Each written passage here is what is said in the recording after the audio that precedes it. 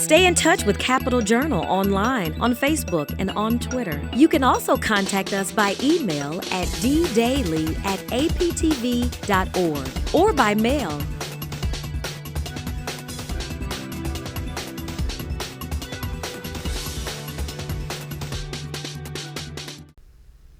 Next up on the broadcast, Dr. Joe Godfrey is Executive Director of the Alabama Citizens Action Program.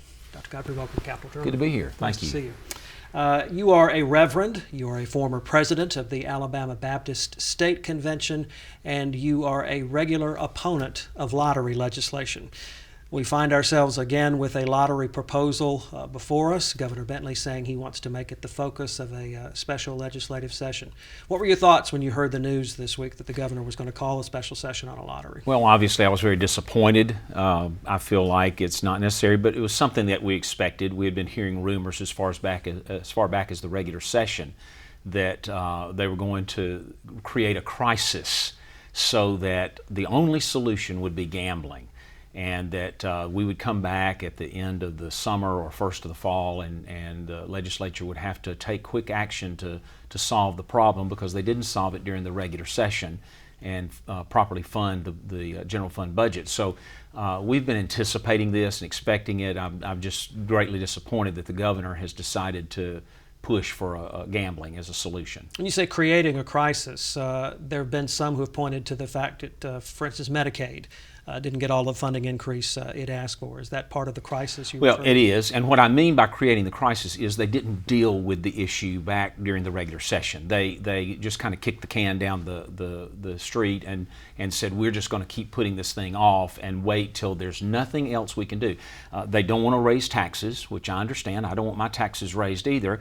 They don't want to combine the two budgets into one, which I understand. The Education Trust Fund budget and the education folks want to protect their funding, obviously, but they're not willing to take the hard steps that are necessary to fix our fiscal problems in Alabama. There needs to be some major overhaul of the tax code, of the budget, and something needs to be done, but gambling is not the solution, and yet that's what they're trying to do, is push that on us as though that's the only solution. ALCAP, as I mentioned, has traditionally lobbied against lottery legislation. Are you prepared to do so again in the special session? Absolutely. We will do whatever we can to convince legislators that gambling does not solve the problems. Now, if it passes the legislature and goes to the people, we're going to have a much more difficult time getting our message out to the state, the whole state, to everybody. Because all people think about is, I just want to buy a lottery ticket every now and then. They don't realize all the ramifications of that. Back before the 2016 regular session, I talked to a House member from a very well-to-do neighborhood community, and he said, my people want to vote on the lottery. And I said, well, next time they tell you that, ask them, do you really know what it is you want to vote for? Because I said, first of all, you need to explain to them that they're not going, in this particular city, they're not going to buy enough lottery tickets to sustain it. Secondly, they may have a hard time even finding lottery ticket outlets in their neighborhoods. They're going to have to go to the low-income neighborhoods to find lottery tickets. Then you're going to have the low-income neighborhoods. They're going to be targeted. This is what's happened in every state. They'll be targeted with billboards and ads. This is your ticket out of poverty. It's a con game, is what it is. They'll be conning people into believing that the solution to their financial problem is to gamble their way out of it. And so they will buy lottery tickets. Many times, if you study the statistics around the nation, many times they will spend entire paychecks each week on buying lottery tickets. And so what will happen then is they're not buying goods and services. That means that the income stream, revenue stream from sales tax for local governments as well as the Education Trust Fund are going to drop dramatically. And so you're going to have to come back to your wealthy constituents and say, we're going to have to raise your taxes to cover the lost revenue because people are buying lottery tickets instead of goods and services. Then on top of that, they're going to turn to the lottery, spend all their money on the lottery, and therefore they're going to have to turn to Medicaid, and your Medicaid rolls will go up. This has happened again in Illinois, California. They've continually had to raise taxes, and they've continually had to provide more services because people are spending their money on gambling instead of goods and services or providing for their family. And I said, you tell them that. And he says, wow, I hadn't thought about all that. I said, therein lies the problem. we live in a representative republic. We elected you to come down here and make the hard decisions so that we don't have to. You know how to study the issue. But if we put this to the people for a vote, they're not going to have access to all the information that the legislators have. And therefore, they're going to vote just based on what the slickest TV ad tells them to do or whatever, and not really study the facts and know the issue and what's going on in other states. Given those things that you've just outlined, I believe you've characterized a lottery before as really a regressive tax. It is. It is. It's a regressive tax. And I heard somebody say on a call-in show this morning in Birmingham that he's tired of hearing people refer to it as a regressive tax. He said it's voluntary.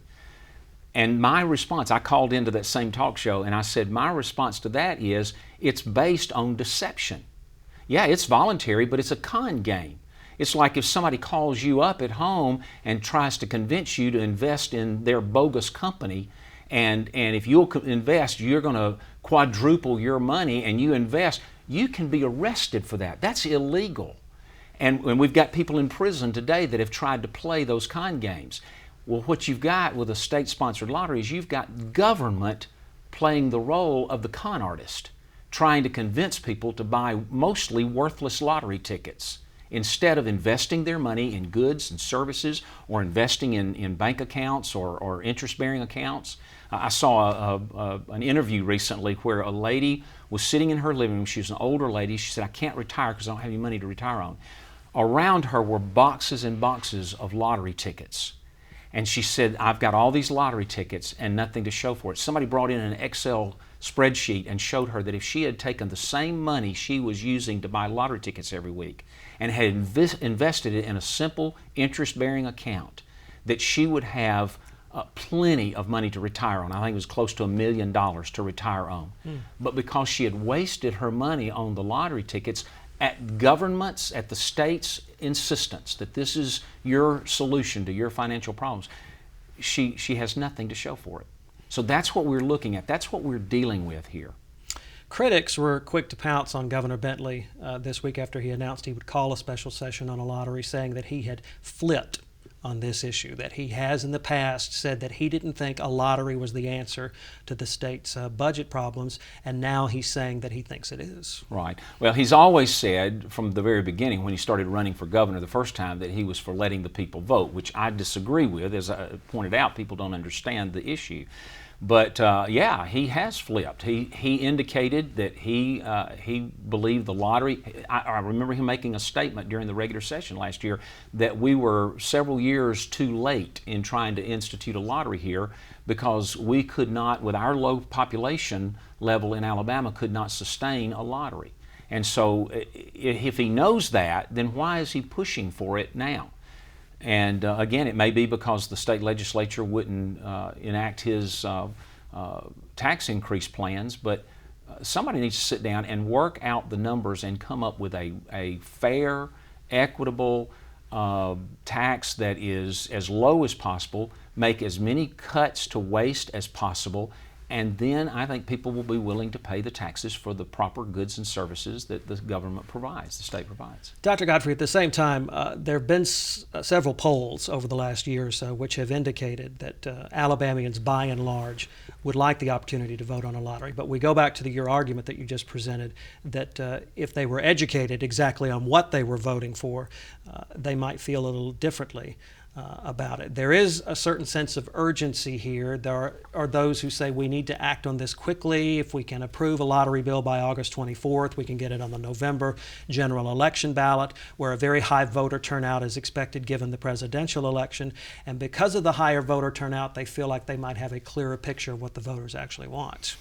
Well, again, it does go back to what I said. It's the education process, and if they do it quickly, we're going to have a hard time getting our message out. I'm grateful for Capitol Journal and other news outlets that give us a voice and give us an opportunity to speak, but so many times it's little sound bites, and we don't really have an opportunity to lay out the story and share the reality of what gambling does to the states. I hear stories all the time of how great it is in these other states, but if you get down and look at the numbers, Georgia has had to continue to raise the standards for the Hope Scholarship because they don't have the money to support all the people they promised scholarships to. And their lottery is an education. And their lotteries are education lottery. Arkansas several years ago passed a lottery for education for scholarships, and before their 2015 session, they had there was an article in an Arkansas paper that said that their legislature was scrambling to find money to support the scholarship because the lottery money just wasn't coming in like it had been promised. And so all these promises are made, but you don't have to look at Arkansas or Georgia. You can look right here in Alabama. When they tried to get the people of Birmingham to pass a bill to allow the racetrack, the Birmingham racetrack, to build there, they were promised that the Birmingham City Schools will never want for money again. And all we got to do is look and see how well that turned out. Birmingham City Schools almost went broke until they started making the necessary cuts. Gambling never provides what's promised. And once a government, whether local or state government, becomes dependent on those gambling dollars, they will have to continue to expand the options for gambling, the kinds of gambling, the locations for gambling, and all these other things in order to keep the gambling dollars coming in. And so what happens is that over the years you say, well, we're just going to have a simple lottery. People buy lottery tickets. Then they'll want scratch-off tickets. They're going to want Keno. They're going to want terminals. They're going to want casinos. They're going to want everything else. And pretty soon the gambling bosses will own the state of Alabama. There's also the contention among some that Alabamians' attitudes about gambling and lotteries in particular have evolved over the years, especially since 1998 when we voted on former Governor Don Siegelman's lottery legislation. I mentioned at the outset that you are a reverend. You're a former president of the Alabama Baptist State Convention. ALCAP is backed by the Alabama Baptist State Convention. And there's even the contention that church-going members' attitudes have changed somewhat about gambling, that many churchgoers go out of state to casinos or buy lottery tickets. Well, I pastored a church in the Birmingham area in Pleasant Grove, First Baptist Pleasant Grove, and we had an older couple in our church. I had one of our deacons that came to me one day, and he said, my wife and I are not going to be able to continue tithing. And I said, well, explain to me what's going on. He said, well, my parents, who were also members of the church, have spent all of their money gambling in Mississippi, and they've lost the mortgage on their home, and we're going to have to help pick up the cost of their mortgage, and we can't tithe and do that as well. Now, the argument would be, well, let's keep those dollars in Alabama. Really? You want to encourage your own citizens to gamble away their money and lose their homes and everything else because you want it for the state coffers. The problem is that, yeah, they might go to Mississippi occasionally, but the data shows that when a casino builds, the bulk of their customers, their customer base, is within a 50-mile radius. And what happens is when you start putting casinos in or lottery ticket outlets, you're going to increase the numbers of people that are gambling and the amounts of dollars that they're going to be gambling away. And all of that money is sucked out of the economy. It doesn't buy goods and services. It doesn't provide for small businesses. It hurts the state as a whole. And so yeah, they might go to Mississippi occasionally and they might lose a lot. They might drive over to Georgia to buy a lottery ticket occasionally. But if it's close at hand and convenient, they're going to buy a whole lot more, and you're going to see people that are going to say, well, it's right here in the convenience store, I might as well get a ticket. And so you're going to start seeing people get caught up in it, and it is an addictive behavior, so it will lead to addictions for some people. We recently spoke to Senate President Pro Tem Del Marsh, who said he had been polling lawmakers about whether they would support lottery legislation, trying to gain some sort of consensus going into a special session. And he said that he heard by and large that they were for at least giving the people an opportunity to vote. But as you say, that's key in your argument, that folks need to be clear on what it is they're voting for. Yeah, well, and it's funny to me because back when the Democrats controlled the House and the Senate, that was the same arguments that I heard from the Democratic leadership. Well, we're not for gambling, we just want to let the people vote. And the Republicans were staunchly opposed to it. Now you've got the Republicans in control and they're saying the exact same thing. Well, we're not for it, we just want to let the people vote. But again, it goes back to the education issue. We're not able to educate people. Senator Marsh had an expansive gambling bill in the 2015 session, I believe it was. And I spoke up. It might have been the special session that followed that. I think he introduced it again last year in 2015. the special session, and he had it in his own committee, and I spoke in his committee, and I looked at him, I said, Senator Marsh, I've heard you say, you're an entrepreneur, you're a businessman, I've heard you say gambling does not solve economic problems. Why have you changed? Why are you doing this? The same question that we might ask Governor Bentley today. What's changed? What's different? And I can't judge a person's motives, so I don't know what's going on, but something odd is happening that makes people that know better and know what's right and wrong and what works and what doesn't work, all of a sudden they're wanting to switch their opinion on this and change their vote on it.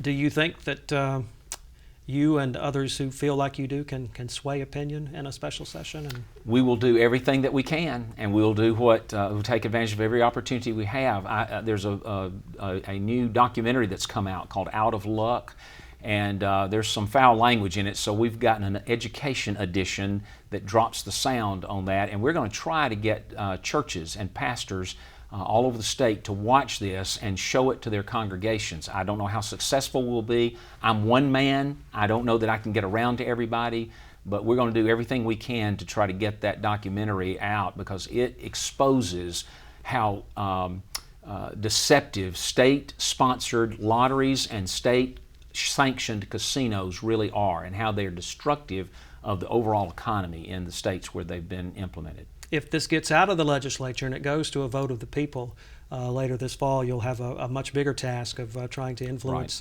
people before they go to the polls, right? Right. And that's why I'm glad we live in a representative republic. I can help legislators know what the real facts are. I can give them the other side of the story. But if it goes public and the whole state is voting on it, the opportunity for me to get out and spread the word is going to be extremely difficult and expensive. Dr. Joe Godfrey is Executive Director of the Alabama Citizens Action Program. Thanks for being on Capitol Journal. Thank you for today. having me. It was a pleasure. And Capitol Journal, we'll be right back. You can watch past episodes of Capitol Journal online anytime at Alabama Public Television's website, aptv.org. Click on the online video tab on the main page. You can also connect with Capitol Journal and link to past episodes on Capitol Journal's Facebook page.